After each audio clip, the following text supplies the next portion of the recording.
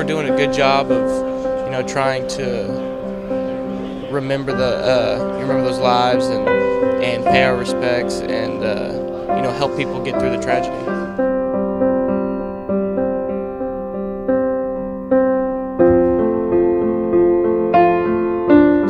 Have a few people, some of the players go out to the hospitals and just go see the people that were injured, just to let them know that we're here and we care. We're not just here to play football, we're a part of the community. No, it's still a time of mourning. Thoughts and prayers of the families. I believe our football teams, you know, they're trying to do their best that they can for the community and showing that we still want to support the families that were involved in the incident. And we come to you with heavy hearts as we welcome you to the Cowboy Football Roundup. My name's Dave Hunziker. I'm joined by Oklahoma State head coach Mike Gundy. And as you know, prior to Oklahoma State's homecoming game against Kansas, 4 spectators at Oklahoma State's homecoming parade were killed and nearly 50 others were injured when a car crashed into spectators at the end of the homecoming parade route here in Stillwater. The game was played and the Cowboys won the game over Kansas at Boone Pickens Stadium, but Coach Gundy, it's just unthinkable. Such a genuine, wholesome event that all of our families have gone to since they practically were born, and something like this happens and you just can't get your arms around it, I don't think. You really can, and there's not any words or anything that anybody can say to make it better. And such a great traditional day for Stillwater and Oklahoma State University.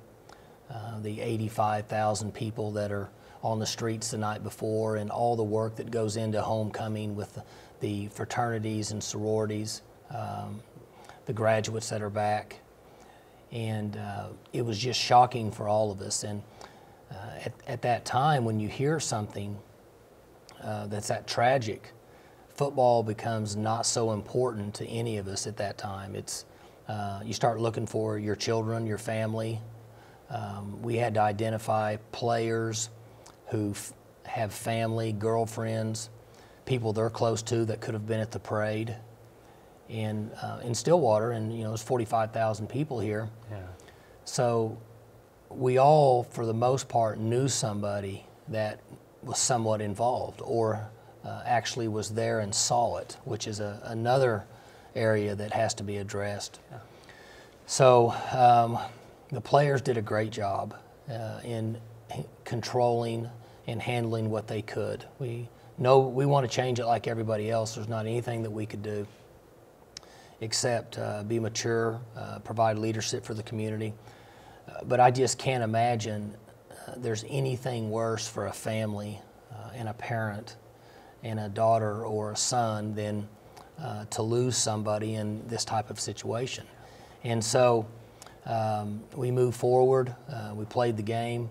Afterwards, I think the respect that Kansas, their staff, the University of Oklahoma flying our flag, the state of Oklahoma in general, the community, the Oklahoma State people, the support for the victims of this crash.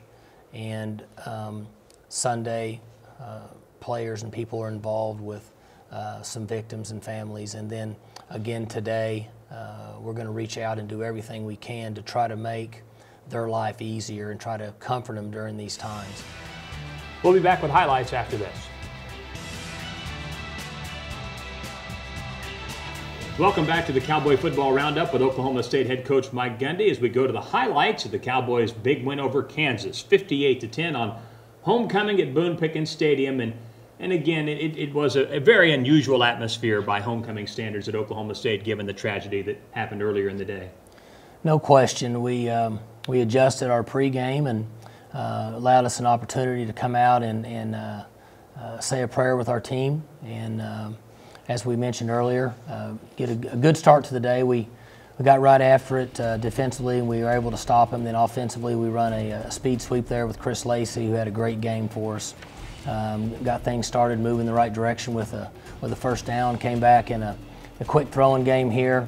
It was a nice ball. I think this was on third down. It was. Third and long. Mason to Glidden, and then a pop pass. Mason comes back and hits Jaws down the middle of the field versus a high safety look. Then bring JW in, and very well designed play, well blocked, and one of his 5 touchdowns on the day. running and throwing. So we're off to a good start. Well blocked there by 44. Good job there by Aitman on the perimeter, and the offensive line was good up front. Back at it offensively. Defense got a stop for us. We've got a reverse going in here early. It's a good job by the quarterback on the perimeter blocking. Good job by 84. McCleskey getting up in there and getting 15 yards. We didn't go anywhere there. I believe we had to punt. Defense comes out and gets a stop for us there. Got another sack. Vincent Taylor on the sack there. Flaring it out there in the flat, and Kevin Peterson didn't practice much this week, had an ankle, played pretty well, came up, made a nice tackle. Got the ball back on offense, had a 4th and 4. Mason again to Glidden to convert. Then we came right back and had a first down. We're throwing the ball, and Mason found the opening, and the defense did a great job. He had some good scrambles in this game. Came right back, put JW in on 3rd down, and makes a nice play. They actually defended this one pretty good, but JW is able to use his speed and take advantage of his reach there with the ball and the touchdown, and gave us a nice lead there early. Defense has them in a 3rd down situation, brought pressure. Burton, Ogbaugh, and Mike Tavius Jones on the sack there. Punt return worked well. Good job by Mike Tavius being aware of the bad snap, jumped, made the block, and the touchdown. It's pretty rare that you see that. The guy is able to make the block and also pick it up and score. So that was a really nice setup for Mike Tavius. He's done a great job for us this year and made big plays in special teams to be rewarded. Kansas is bringing the blitz here, have a good pickup.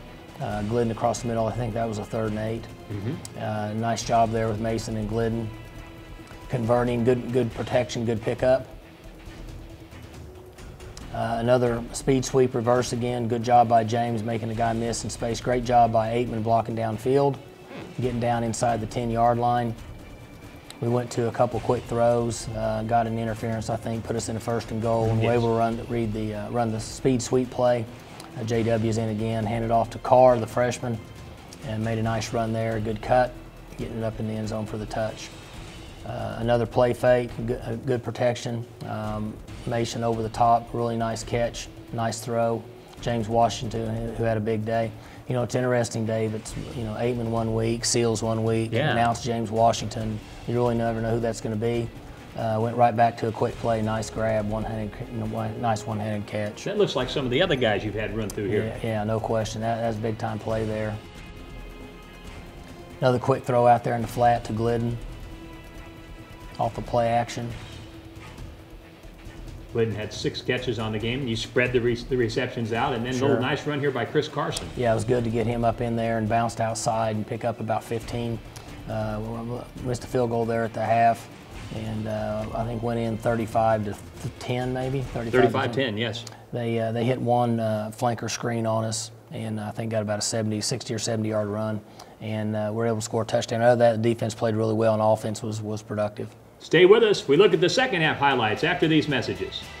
Back on the Cowboy Football Roundup with Oklahoma State head coach Mike Gundy. Let's move into the second half highlights. OSU was up 35-10 at the end of the first half, and then 21 points in the first 8 minutes of the 3rd quarter really put it away. Well, it was a nice run there by Chris. A safety, unblocked safety came down. He bounced it outside. Play action pass here. Rudolph did a good job getting backside to his curl route. That's actually his 4th guy in his progression. Did a nice job of that. JW's in again and run the speed sweep. They ran outside. He kept it, and JW pulled it and was able to get in for another touchdown. How pleased were you with the run game? 202 yards on the ground. We were better. We had some of that at the end of the game, but we would have gotten our 150. You know, that's a good goal for our team right now. We've improved. We still have a lot of work, but we did improve.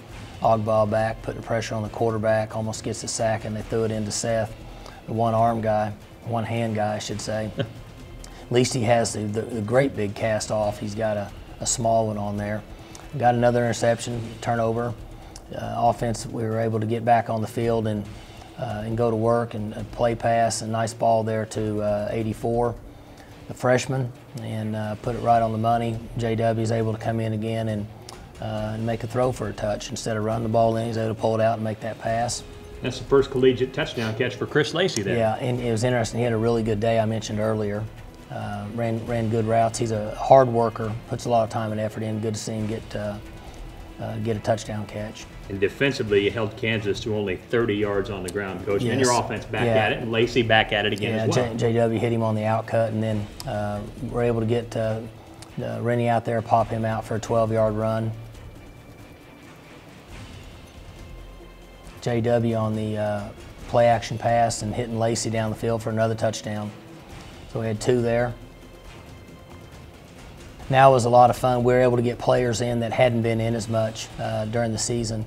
Some young guys and some players that have helped us on the scout team were able to get in the game. Essentially, we're able to play everybody, which makes me very happy. Those guys get a chance to get out there and play and have some fun and made plays. And so it was good to get them out there, and especially on homecoming when there was a time that their families could be in the stands watching. Devontae with another interception. He's quite the runner. He is, isn't he? Yes, he is, and he does a great job with ball security. And I tell him that he protects the ball and does a really nice job. But I thought for a second there he was going to go the distance. It was a good job. I think this is Raymond here. Yes. Raymond Taylor made a nice cut there. On the defense was slanting to the other side of the field. Here's Carr stepping up and making a few cuts and showing some speed there and getting a nice 12-yard gain, 13-yard gain. He's kind of getting adjusted a little bit, and I think Ferguson was in on that. Yeah, that's Ferguson there. It was a safety off of a sack, so I think he gets credit for the sack. So that was awesome for him to be able to get the sack, and it was a good win. We improved, and as we talk about, we have to practice well and prepare well each day in order to set ourselves up for the next Saturday. But we made some strides over the last couple of weeks, and it was a good win for our school. It's a 58-10 win for Oklahoma State, and you might have noticed it was a unique helmet, a throwback helmet used by Oklahoma State on homecoming. That's become a tradition here in Stillwater. And Allison Gappa tells us the story of the homecoming helmet after this. Welcome back to the Cowboy Football Roundup with Mike Gundy. I'm Allison Gappa in OSU Football's equipment room, and we're giving you an inside look at the making of the throwback homecoming helmet worn on Saturday against Kansas. The uniform combination is easily one of the most anticipated game day sights, so here's your all-access look at the process.